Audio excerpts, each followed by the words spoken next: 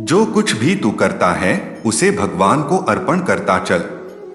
ऐसा करने से सदा जीवन मुक्ति का आनंद अनुभव होगा। जो मनुष्य बिना आलोचना किए श्रद्धा पूर्वक मेरे उपदेश का सदैव पालन करते हैं वह कर्मों के बंधन से मुक्त हो जाते हैं। कर भरोसा, राधे नाम का धोखा कभी ना खाएगा। हर मौके पर कृष्ण तेरे घर सबसे पहले आएगा। जो ज्ञान और कर्म को एक रूप में देखता है वही सही मायने में देखता है। इंद्रियों की दुनिया में कल्पना सुखों की शुरुआत है और अंत भी, जो दुख को जन्म देता है।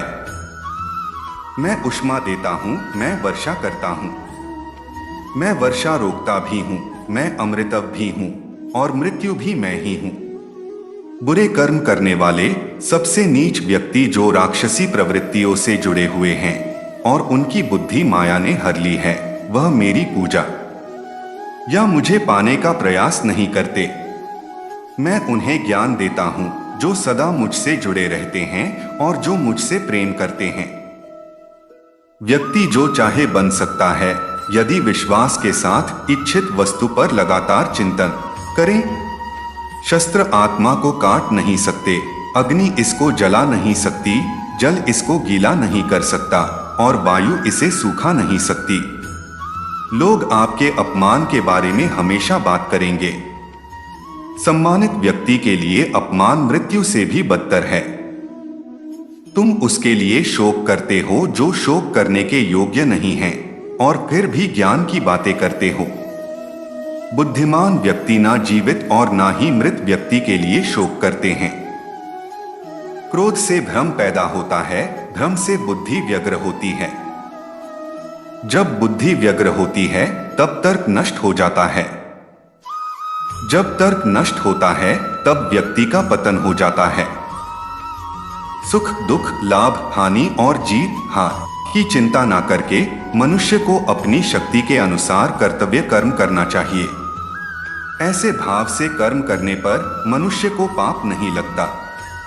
केवल कर्म करना ही मनुष्य के वश में है, कर्मफल नहीं। इसलिए तुम कर्मफल की आसक्ति में ना फंसो तथा कर्म का त्याग भी ना करो। संयम का प्रयत्न करते हुए ज्ञानी मनुष्य के मन को भी चंचल इंद्रियां बलपूर्वक हर लेती हैं। जिसकी इंद्रियां वश में होती है उसकी बुद्धि स्थिर होती है। क्यों व्यर्थ की चिंता करते हो? किससे व्यर्थ में डरते हो? कौन तुम्हें मार सकता है? आत्मा ना पैदा होती है न मरती है।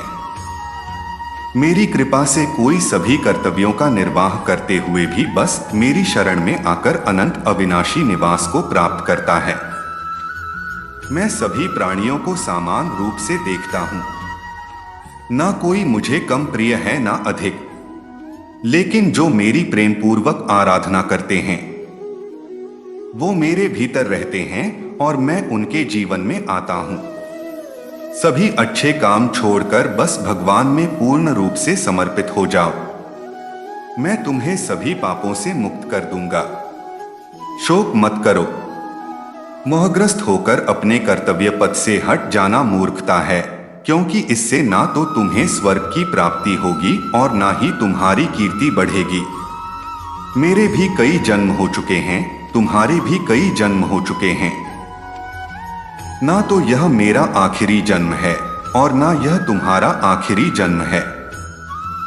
मान अपमान, लाभ हानि, खुश हो जाना या दुखी हो जाना, यह सब मन की शरारत है। जन्म लेने वाले के लिए मृत्यु उतनी ही निश्चित है जितना कि मृत्यु होने वाले के लिए जन्म लेना।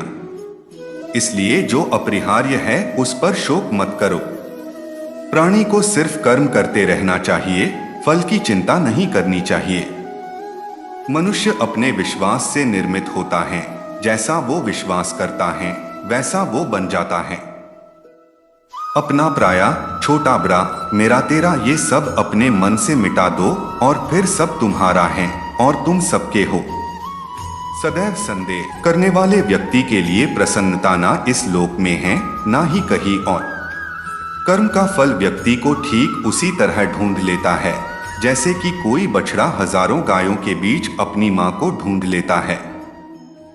अगर आप किसी को छोटा देख रहे हैं तो आप उसे दूर से देख रहे हैं या अपने अंदर के अहंकार से देख रहे हैं जो तुम्हारे अंदर घिन पैदा करें, उसे जल्द ही त्याग दो, फिर वो कर्म हो, विचार हो या इंसान। याद रखना, चक्रव्यूह रचने वाले हमेशा अपने ही कोई होते हैं। यह कटु सत्य है। किसी को दुखी देखकर अगर हंसी आने लगती है तो समझ लीजिए मनुष्य की मानवता समाप्त हो गई है। पूरी दुनिया जीती जा सकती है संस्कार से, और जीता हुआ आदमी भी हार जाता है अहंकार से। किसी के मन में उतरना और मन से उतरना केवल आपके स्वभाव पर निर्भर करता है। नेक इंसान बनने के लिए उतना ही प्रयास कीजिए जितना सुंदर दिखने के लिए करते हैं। सत्य को अपमान वही व्यक्ति मानता है जिसे असत्य से कोई लाभ हो। धन और बल जीवन के फल है, लेकिन परिवार और मित्र जीवन की जड़ है। निंदा से घबराकर कभी अपने लक्ष्य को ना छोड़े, क्योंकि सफलता मिलते ही निंदा राय में बदल जाती है। बुरा वक्त कभी बताकर नहीं आता, लेकिन सिखाकर बहुत कुछ चला जाता है। फर्क सिर्फ आपकी सोच का है, वरना जिंदगी में समस्याएं कमजोर करने के लिए नहीं, मजबूत बनाने के लिए आती है। अगर मार्गदर्शन सही मिले तो एक छोटा सा दीपक भी किसी सूरज से कम नहीं। जिस इंसान को हार और जीत से कोई फर्क नहीं पड़ता, वो दूसरों की जीत में भी खुश रहता है। जीवन में ऊंचाइयों पर वे ही लोग पहुंचते हैं जो प्रतिशोध की जगह परिवर्तन की सोच रखते हैं। इस संसार में कुछ भी स्थायी नहीं है। संतुष्ट मन इस विश्व का सबसे बड़ा धन है।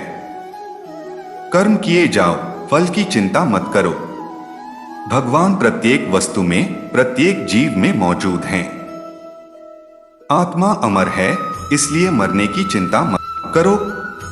आत्मा का अंतिम लक्ष्य परमात्मा में मिल जाना होता है।